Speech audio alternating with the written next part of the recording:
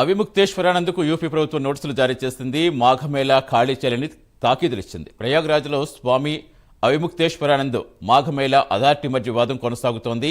48 గంటల్లో అవిముక్తేశ్వరానంద్కు రెండోసారి నోటీసులు జారీ చేసింది ప్రభుత్వం. పూర్తి వివరించేందుకు మా నేషనల్ బ్యూరో చీఫ్ కళ జాయిన్ అవుతున్నారు. కళ, అసలు ఏంటి గొడవ ఏంటి అంటే తాకీదులకు సంబంధించి స్వామి ఏమైనా స్పందించారా?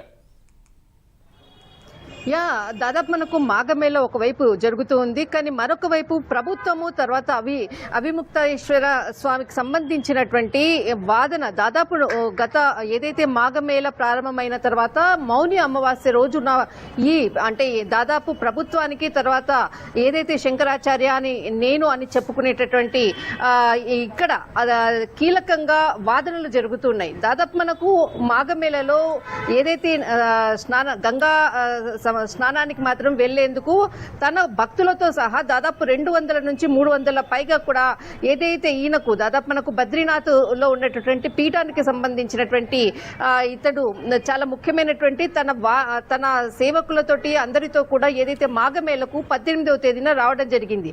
అయితే అక్కడ ఏదైతే పాంట్ అన్నది చాలా చిన్నగా ఉంటుంది. మనం గతంలో కూడా అక్కడ నుంచి లైవ్స్ చాలా ఇచ్చాము.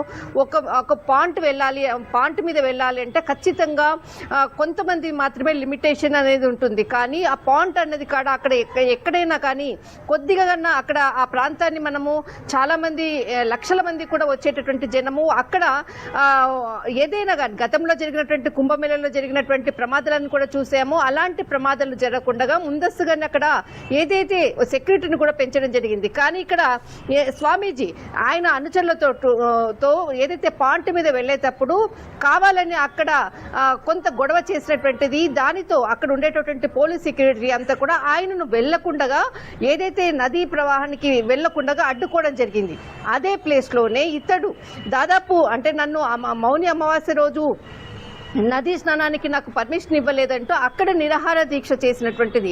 అక్కడి నుంచి పోలీసులు ఖాళీ చేసి ఆయనకు ఏదైతే స్పెషల్ గా ఇంతకు ముందు ఇచ్చినటువంటి కుటీరం ఏదైతే ఉందో ఆ కుటీరానికి వెళ్లి అక్కడే కూర్చొని తను నిరాహార దీక్ష చేస్తున్నారు. అటు ప్రభుత్వానికి వ్యతిరేకంగా ఇటు ప్రభుత్వ పెద్దలు మీరు ఏదైతే పాయింట్ దగ్గర చేసినటువంటి ఏదైతే గొడవ వలన చాలా మంది కూడా కొంత అక్కడ గాయాలయ్యేటటువంటి పరిస్థితి నెలకొంది. మీ ఏదైతే సేవ అంటే మీతో పాటు వచ్చినటువంటి వ్యక్తులందరూ కూడా కావాలని గొడవలు చేస్తున్నారు అన్నటువంటిది అటు ప్రభుత్వము తర్వాత ఎవరైతే ఇక్కడ స్వామీజీకి సంబంధించినటువంటి సేవకుల మధ్య గొడవ.